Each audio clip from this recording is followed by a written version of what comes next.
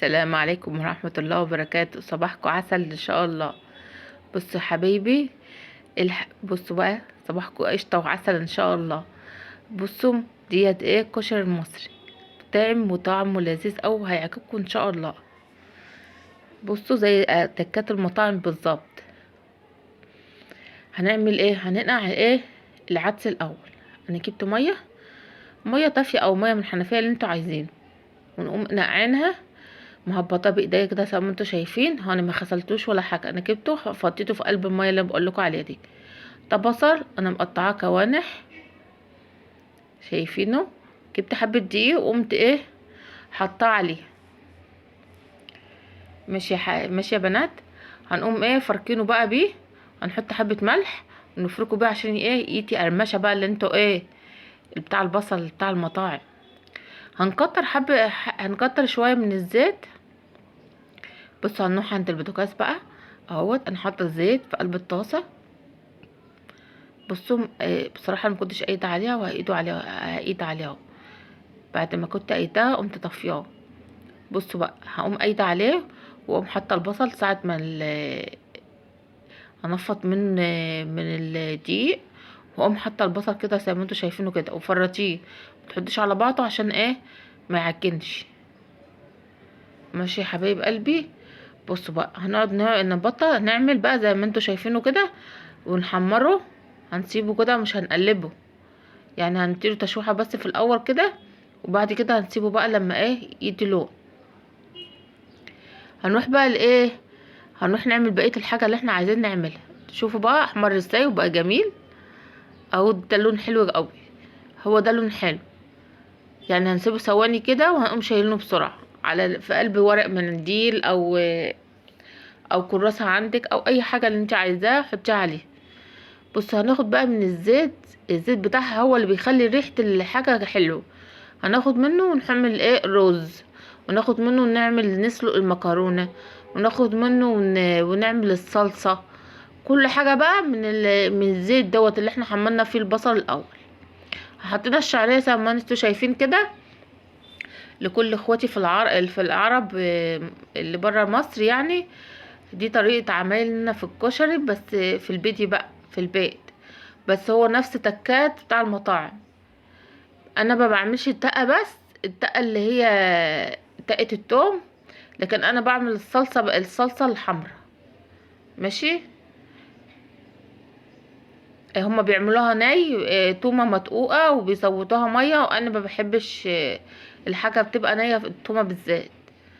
ماشي. انا دلوقتي بوريكم انا هعمل ايه. بحمر بقى على محمر الشعرية وتدي لون كده على نار هادية. اقوم عاملة ايه؟ الصلصة. كده بقى على الصلصة هنقوم حاطين ايه؟ انا بحط من الطاسة بردك الزيت، شايفيني بحط من الطاسة بالمعلقة الزيت. بحاول ما اخدش، لو حتى طلعت فيه بصل ولا حاجة مش هتعمل اي حاجة. بصوا بقى، انا بدق التومة، وانتوا عارفين لو انتوا متابعيني انتوا عارفين ان انا بحبش التومة المدقوقة في الدقة، عشان خاطر ايه؟ القولون.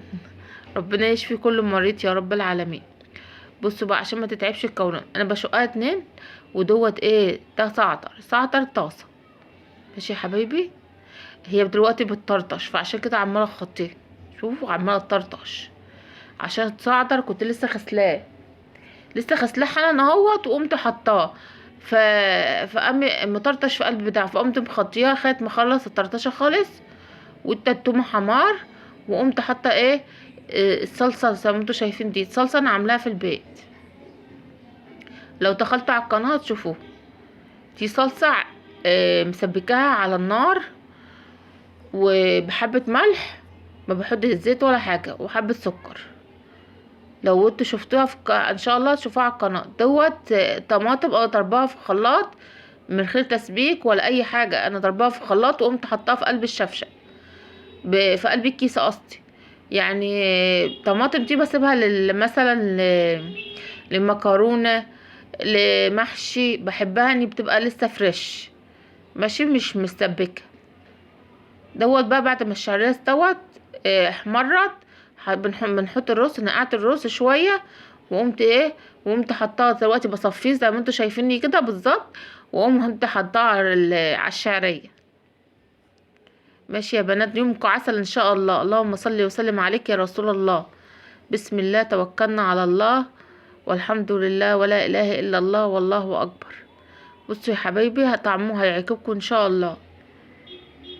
بصوا بقى، هنقلب كده،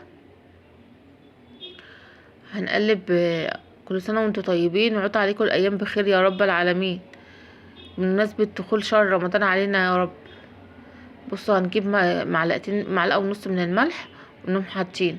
لو الناس طبعت ملح، انت طبيعتك بقى، انت تعرفي ملحك بيعمل ايه، لان في ملح بيحدق وفي ملح ما بيحدقش.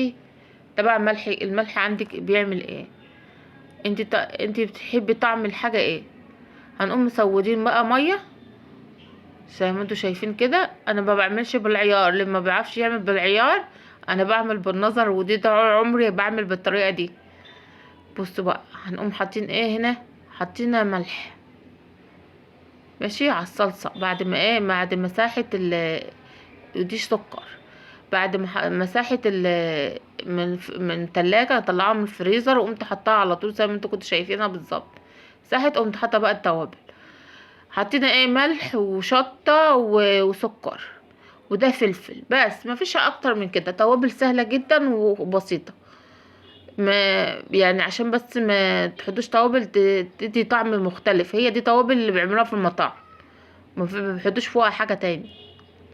هنحط بقى معلقتين من ايه، من البصل تاني فوق الوش كده، فوق الصلصه، عشان تتسبك مع بعضها بقى وتدي الريحه اللي بقولكوش. الريحه بتاعه البصله دي بتبقى طعمها حلو قوي قوي. قد ايه احنا نوطي على النار بقى لما الشرب الرز، نوطي عليه ونخطي بقى.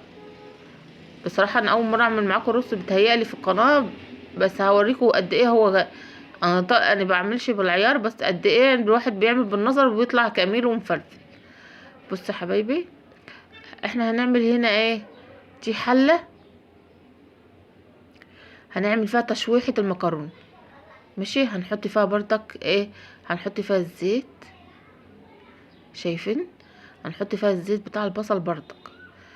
وهنعمل ايه، المكرونه اللي سلقتها بس بميه وحبه زيت وحبه ملح، التسليق اللي كل الناس بتعمله اهو.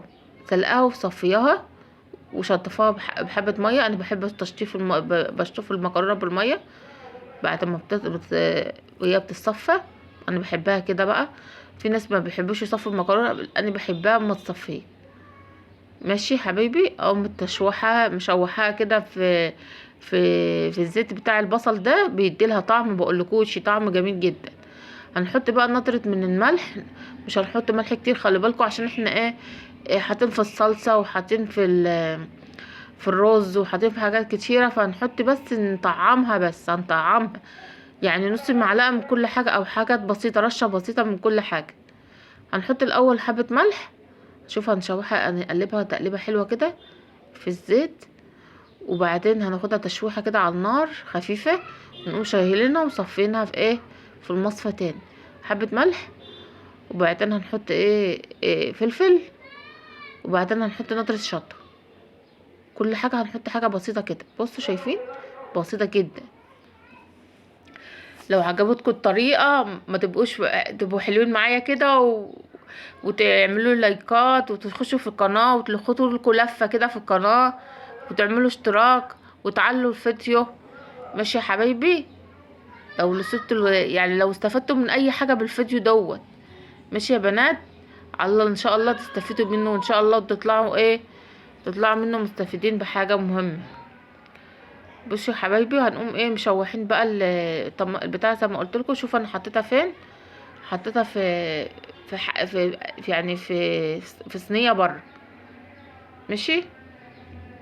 دلوقتي احنا هنعمل هنسلق بقى العدس اللي احنا كنا منقعينه، العدس الاسمر اللي كنا نقعينه، هنسلقه حبه كمون وحبه شطه وحبه ملح، وهنقوم حاطينه بقى كده. الميه لسه ما غلتش ولا عملت اي حاجه، انا بحطه وهي على الميه لسه بارده.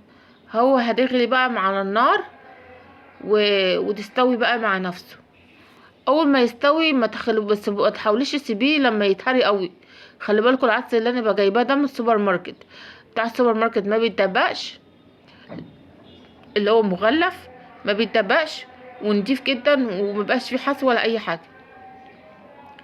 بص هو هيستوي، هيبقى نص سوا يعني، ما تطلعيه مش مهري، حاولي تطلعيه متكسر حاجه بسيطه كده، يعني بتكسريه ببقك، تاخدي حته على بقك وتقيه، هتلاقيه بيتكسر حته بسيطه في بقك، واطفي عليه وخلاص هو كده. وتقومي غسلاه عاملاه بالميه، ماشي، شطفاه بالميه وصفياه وخلاص. تشوفوا بقى الرز وجماله، مش انا قلت لكم الرز هيطلع جميل؟ والله جميل جدا، هيعجبكم الطريقه ان شاء الله. شفتوا الحبايه بقى بتاعه العدس، الحبايه ماسكه نفسها ازاي؟ هو كده مستوي، ما تفكروش ان هو مش مستوي، كده مستوي، بس الحبايه ماسكه نفسها. ماشي يا حبايب قلبي، ما تنسوش اللي فيكم خشوا في اشتراك بقى وعلوا لي الفيديو كده و...